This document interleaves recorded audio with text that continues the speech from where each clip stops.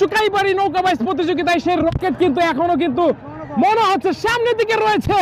তুফানকে ছাপিয়ে কিন্তু এগিয়ে যাচ্ছে রকেট, আমরা দেখতে পাচ্ছি। একই তালে একই ধাপে কিন্তু এগিয়ে আসতেছে দুটি নৌকা, খুবই সুন্দর তালে তালে এগিয়ে যাচ্ছে দুটি নৌকা। দেখতে পাচ্ছেন রকেট এবং তুফান, রকেট এবং তুফানের গতি, দুইটা নৌকা সমানে সমানে রয়েছে।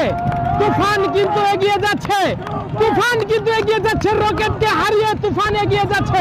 আপনারা দেখতে পাচ্ছেন রকেট কিন্তু এগিয়ে যাচ্ছে, সবাই তুফান কিন্তু এগিয়ে যাচ্ছে রকেটকে হারিয়ে ফেলে।